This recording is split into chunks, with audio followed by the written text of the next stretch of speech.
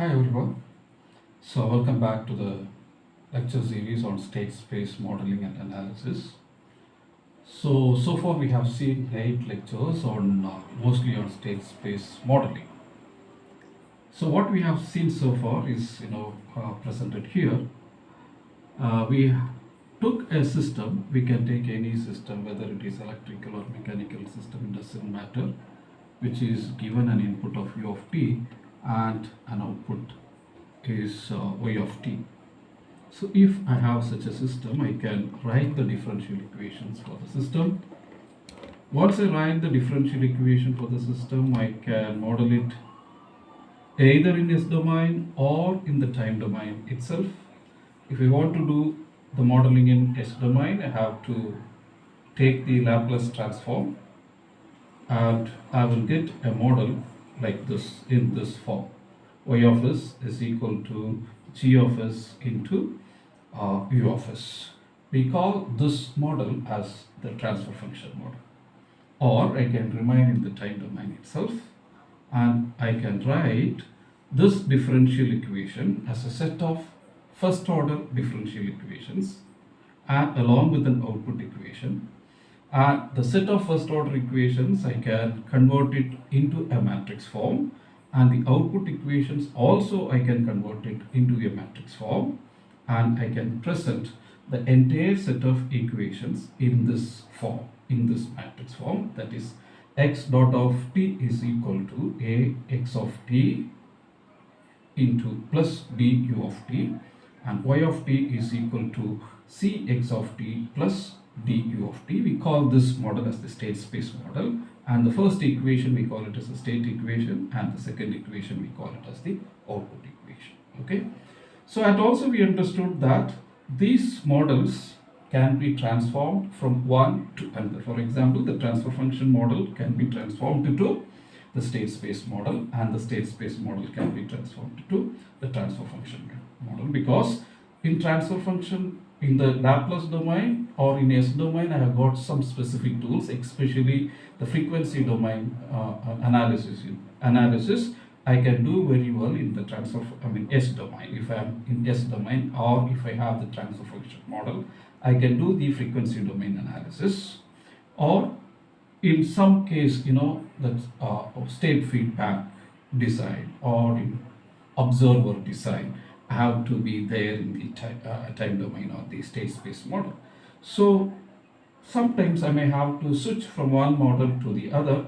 So therefore, the transformation from one model to the other model is necessary, and that is what we covered in lectures 5 to 8. Okay, so that is how we have completed the part of state space modeling, otherwise modeling the system in state space.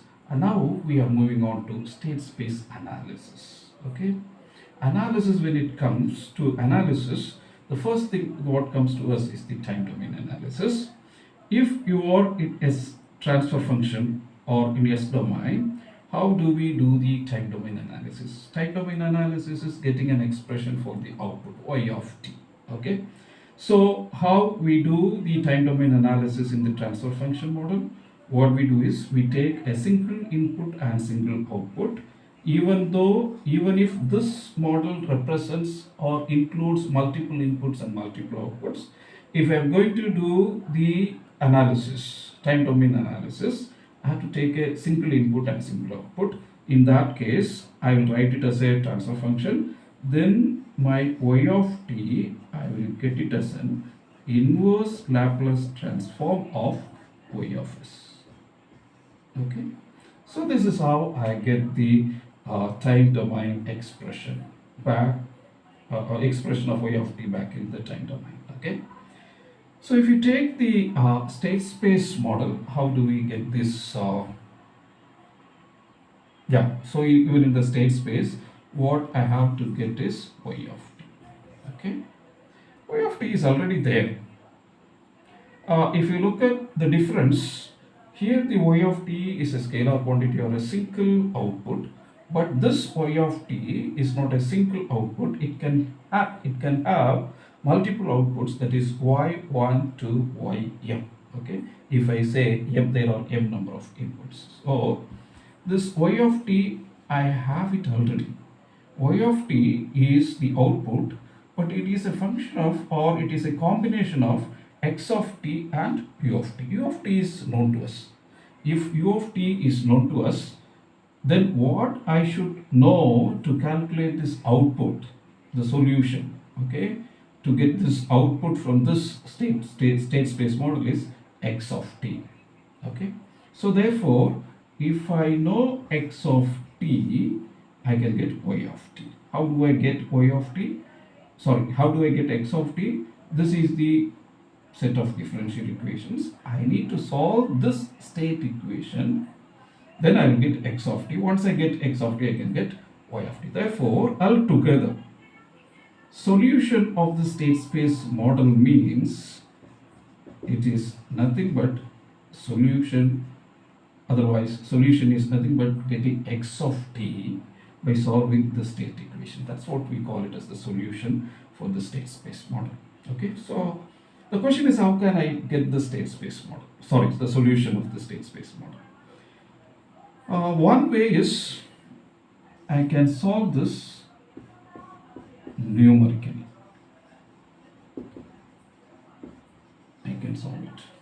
I can use a computer program, some computer algorithm you can use. I can feed in this state equations into that algorithm and I can get numerical solutions. So the numerical solution output I will get the output in a graphical way. I'll get a graphical output from the numerical algorithms by solving this by solving this differential equation, and I will get a this graphical output. The other way is analytical.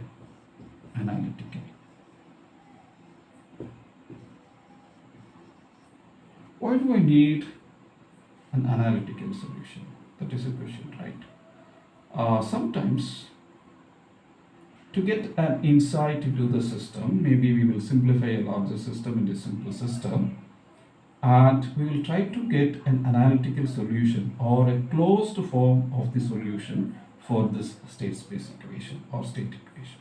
Okay, that will help us to a lot of analysis on the system. So in some cases, many times, I may need an analytical solution for this state equation. So analytical solution is nothing but this. I will get an expression for this x of t as an expression as a function of time. Okay. What we are going to focus now is how to get an analytical solution or a closed form of solution for this state space model. So that is going to be the discussion for this lecture. Okay. So therefore,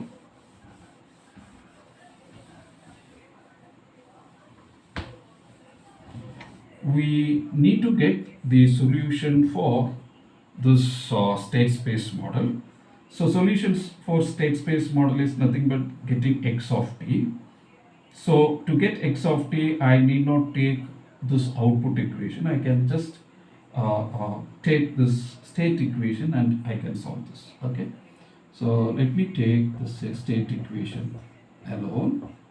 A x of t plus b u of t. Okay, please note that whenever I use this capital letter, it means that it is a vector. For example, x of t contains all the states x1 of t, x2 of t up to xn of t. Okay, that you have to remember. And of course, r number of inputs, u of t will also be a vector containing u1 to ur. Okay, fine. So anyhow, this is the equation I need to consider, and this is the equation for which I need to find out the solution x of t. Now I can take two cases. The first case is where there is no input in the system. U of t equal to 0. Therefore, the equation becomes Ax of t. Okay? You may wonder, when there is no input in the system, how can there be a response x of t? I'll just explain this with a small example. Let me take an RC network. So let me say this U of t input is equal to 0. And this is R and this is C. Also let us take the voltage across this capacitor as the state variable x of t. So even if there is no input applied to this circuit, there may be a current flowing through this circuit because of the initial voltage in the capacitor. Okay, this capacitor may have an initial voltage. Let us call that initial voltage as Vc naught. Okay, this capacitor can have this initial voltage, and because of this initial voltage there might be a current flowing through the circuit, maybe for a short time. Okay, and there will be a response. If I take this voltage across the capacitor as the output or the state, then I will get something like this, where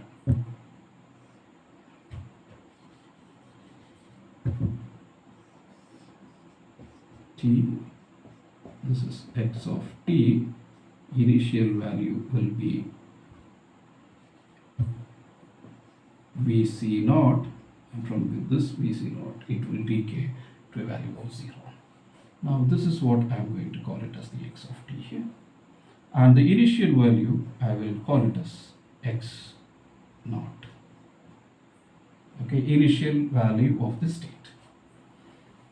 So what we understand is, even if there is no input, because of the initial value of the state, some initial value, initial conditions in the system, there may be a response. Okay, so therefore this case is a very practical case.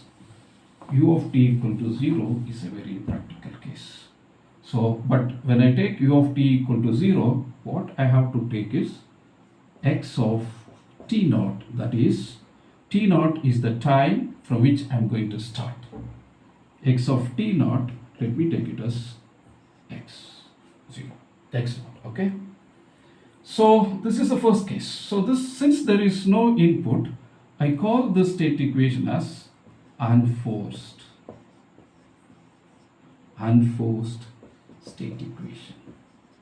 So solution for this case is solution of unforced state equation. Okay, and also let me take a second order system. In that case, x1 dot of t, x2 dot of t equal to, let me say, a11 x1 plus a12 x2. So I'm taking this system as a second order system, and I'm writing the state equation 21 x1 plus a22 x2. So where a11, a12, a21 and a22 are the elements of this matrix A. Now if you look at this equation, right side terms, what is the degree of this first term? That is 1. The variables are x1 and x2. So degree is 1. The second term is also have a degree of 1. And here also the degree is 1. Here also the degree is 1. So this type of equations in mathematics, these types of differential equations in mathematics, we call them as homogeneous equations. Therefore, this equation without this input, I can call it as a homogeneous equation also.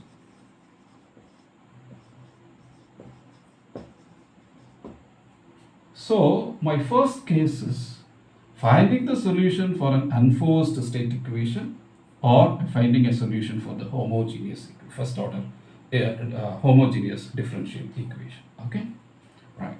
So obviously the second case is u of t not equal to 0.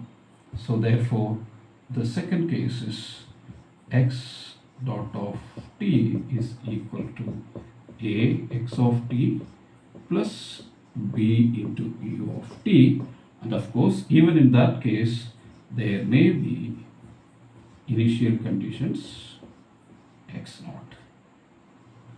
Okay, so these are the two cases which we are going to focus, and for these two cases we will try to get the solution x of t.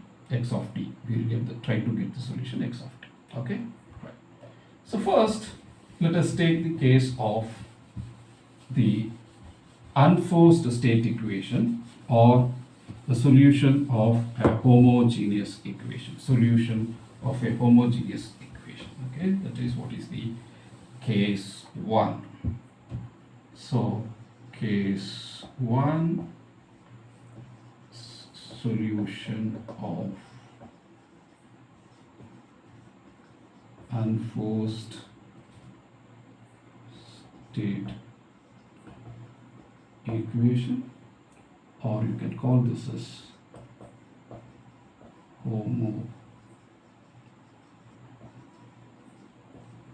homogeneous equation. So the homogeneous equation is x dot of t,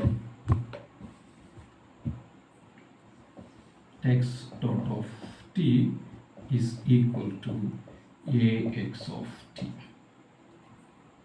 Okay, so as I have already told you, this x of t is a vector containing x1 of t to xn of t.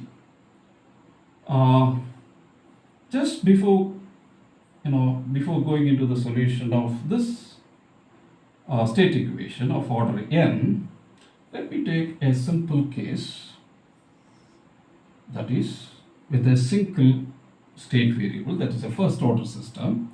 For a first order system there will be a only one state variable, and that variable, let me call it as x of t. Okay, and if I write the state equation for that system without any input, that is for an unforced system, I can write it as x of t is equal to ax of t, x dot of t is equal to ax of t. Let us try to find out the solution for this, and from that result we will come back to the system and we will try to get the solution. Okay, so we will try to solve this equation using the Laplace transform. So if I take the Laplace transform of this equation, this is going to be x of s minus x of 0. What is this?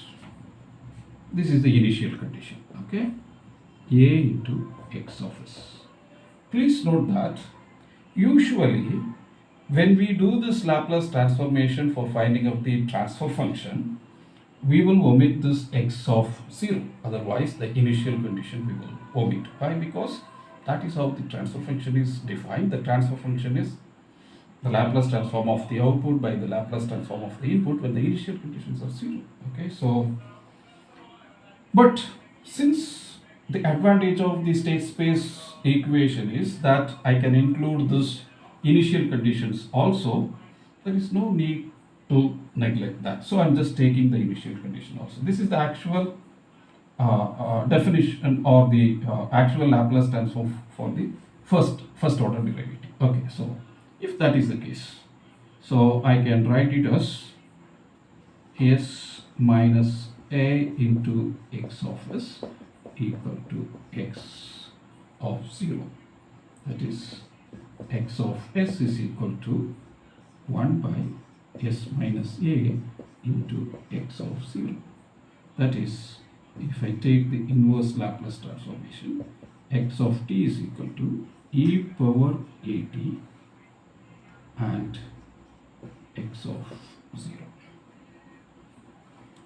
Please note when I solve a differential equation using the Laplace transformation, this x of t expression assumes that it starts from t is equal to 0.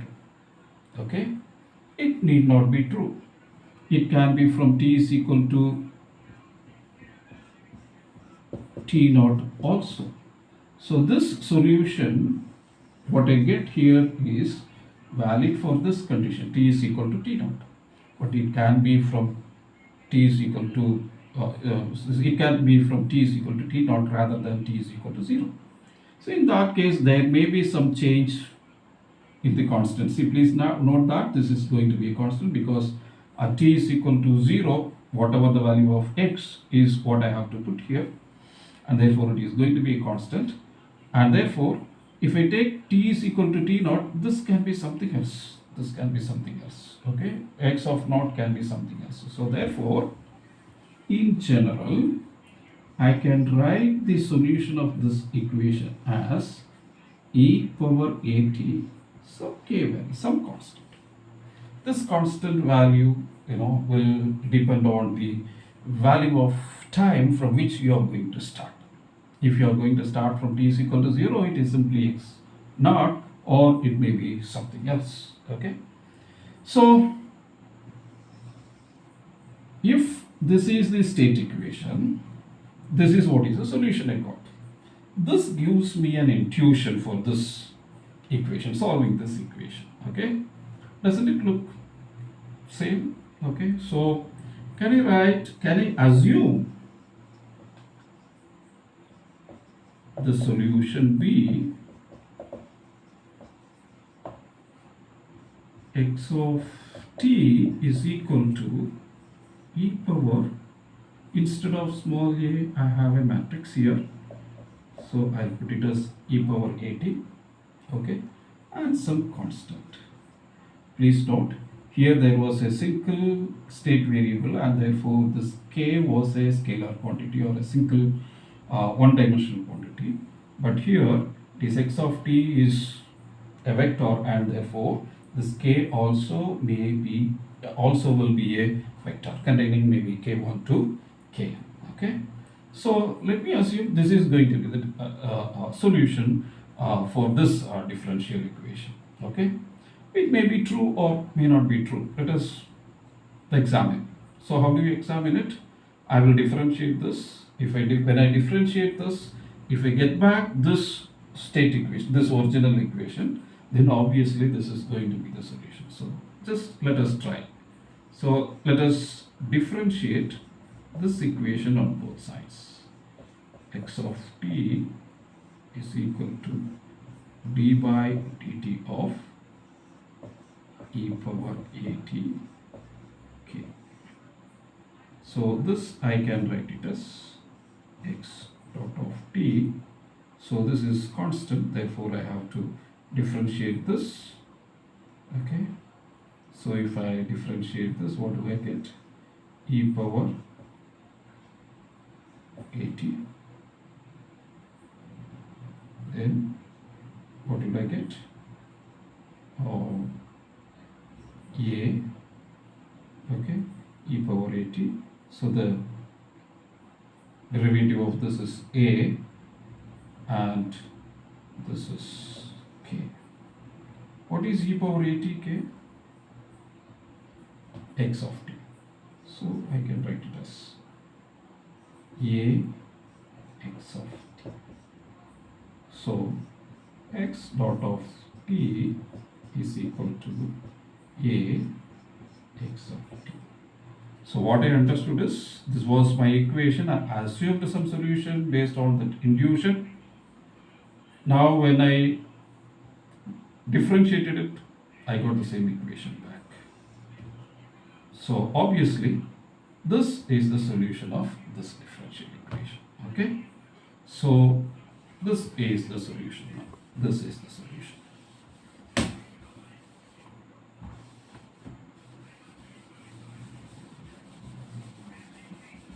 Now, therefore, solution is this. Now the question is, what is the value of k? Let's find. we can use as we do in mathematics. Okay, we can find the value of the constant by using the initial conditions. So let us use the initial conditions.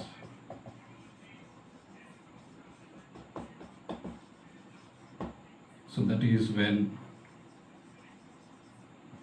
t is equal to t naught, x of t at t naught is equal to x naught. That is what is our condition. So this is what is our initial condition. Okay. So let us substitute x of t naught equal to e power a t naught into k. What is the value of k? So you have to pre-multiply both sides with e power minus a t naught, isn't it? So if I multiply both sides with e power minus a t naught, what I will have for the right side is k. For the left side, it is going to be e power minus a t naught into x of t naught. Okay. So now I can substitute here. So therefore, x of t is equal to e of at into k. This is e power minus a t naught into x of t naught.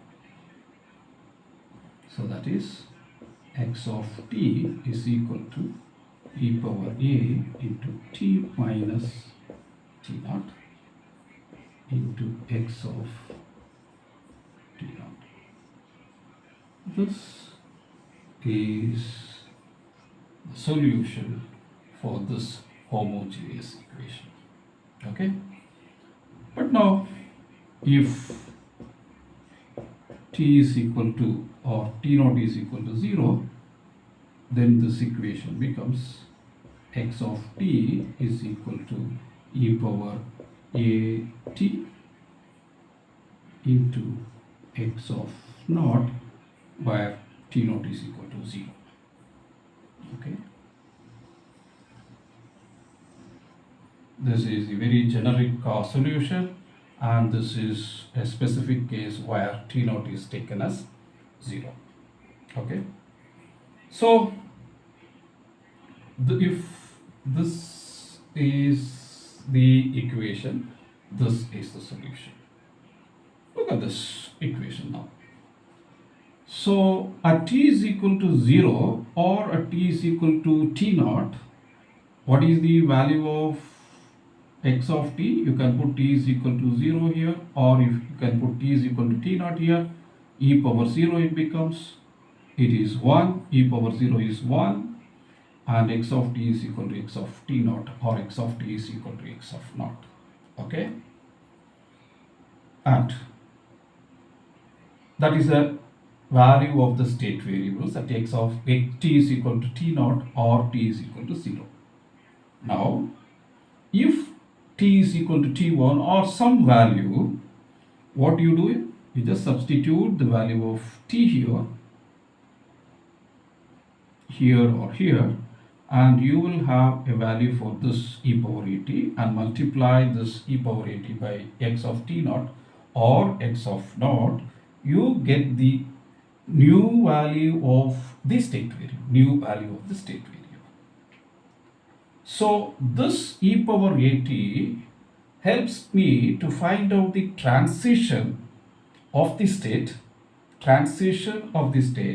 from x of 0 or x of t naught to some other value x of t when t takes any value. Okay, when t takes any value, this x of e power at gives me the transition of the state from x of 0 or x of t naught to some other value. So I call this matrix, this e power at, as state transition matrix.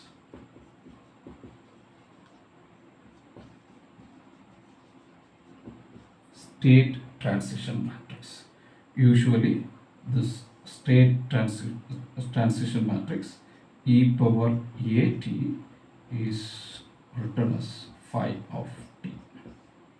Okay, so this phi of t is the state transition matrix.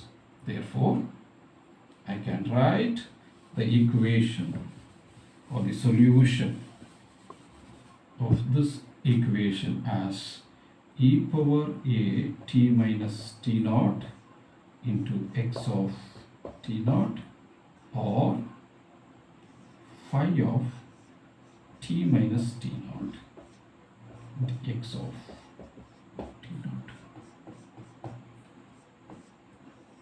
So this is the final solution, where phi of t is nothing but e power at. Phi of t minus t naught is a power t, e power a into t minus t naught. Okay, so we got the solution for the unforced case. Now it is the time to take the second case, that is when there is input.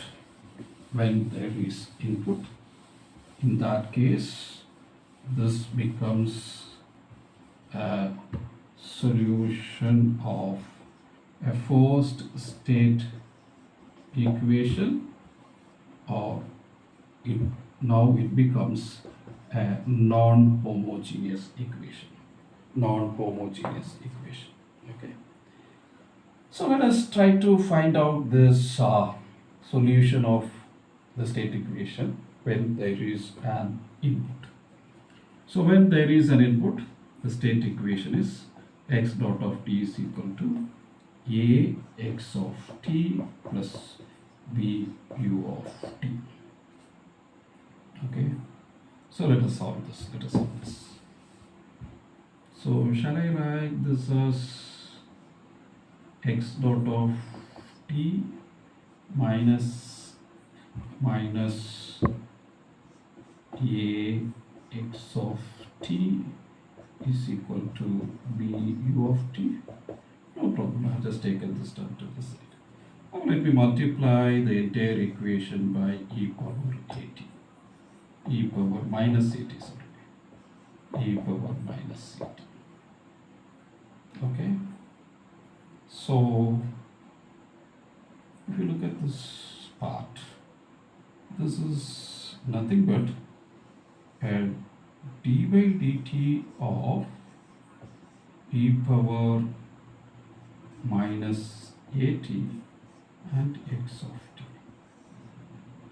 Okay, so maybe we can verify this whether it is right.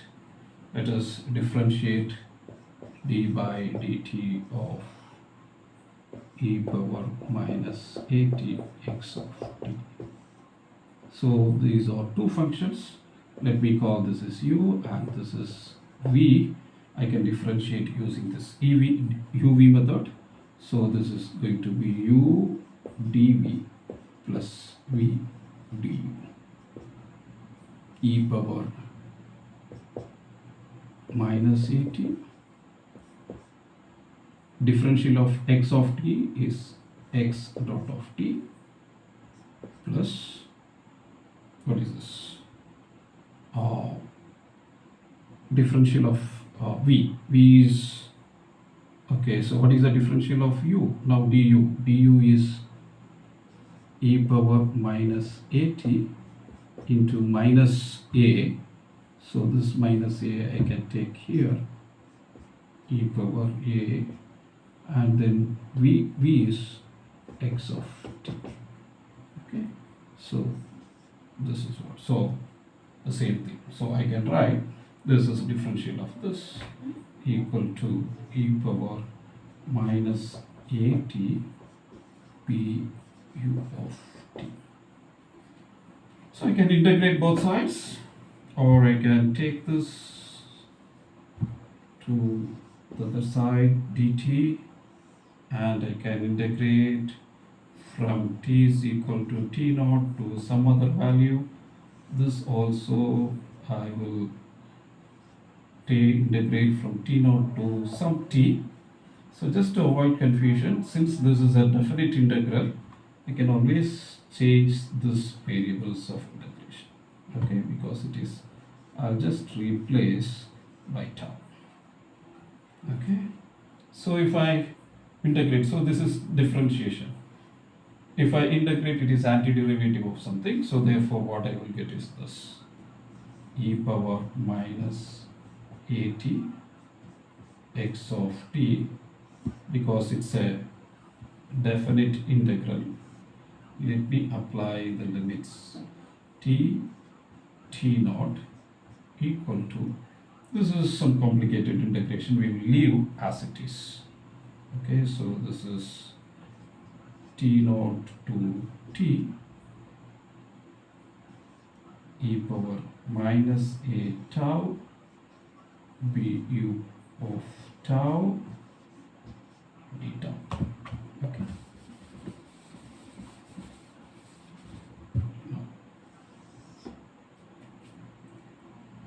This integration, this, let us apply the limits e power minus a t x of t minus e power minus a t naught x of t naught is equal to integration from t naught to t e power minus a tau bu of tau d tau. Okay, what I want from this equation is x of t, so let me keep minus a t here, x of t, other term I can take it to the other side, e power minus a t naught x t naught integral 0 to t naught e power minus a tau bu of tau d tau. So I need only this x of t here, that is what I want. So better, I think I can pre-multiply the entire equation by e power plus at. Okay, so therefore my left side will be t. So when I multiply this, what will happen is this will become plus, therefore there is already 1 e power, I can combine those terms and I can write it as a power t minus t naught x of t naught plus integration from t naught. This e power at is taken into this integration on the right side, so I can write it as, please note here this integrating variable is tau, so therefore when I take e power at into this integration, it doesn't get affected. Okay, so there also I will write it as a into t minus tau bu of tau d tau. So I got the solution. So I just write that here. So the solution is x of t is equal to e power a t minus t naught x t naught plus integral, sorry, this is t naught to t, this is also t naught to t, t naught to t e power a into t minus tau bu of tau d tau. Okay, so if you look at carefully this equation, so this is nothing but whatever we got for the unforced solution. So what I can say is this part is the response due to the initial conditions. Okay, and this part is the response due to the input. So obviously, when I apply an input to the system, there will be a response due to the initial conditions. For example, if there is a charge in the capacitor, initial charge in the capacitor, in addition to that, I am going to give an input to the circuit. Okay, so therefore I will have two inputs, and therefore response is also will be having two components. Because it's a linear system, they will superimpose. Okay, so therefore this response is due to the initial condition, this part, and this part represents the response due to the input u of t. Okay, so we got the solutions. Again, I can write this as the the state e power a t minus tau is the state transition matrix. Phi of t minus tau I can write, and this is phi of t minus tau. Okay, I can use that. So in this lecture, in this class, we understood the solution of the state space model or the state equation for two cases. The first case was the unforced state equation for the unforced system, and the second case is for the forced system. For the forced system, this is going to be the response. If there is no input, this part will not be there, and this alone will be there. That's it. Okay. So in the next lectures, we will see a little more things about the state transition matrix, and we also will understand how to find out, how to compute this state transition. And also we will apply those all the whatever we studied by working out a numerical problem.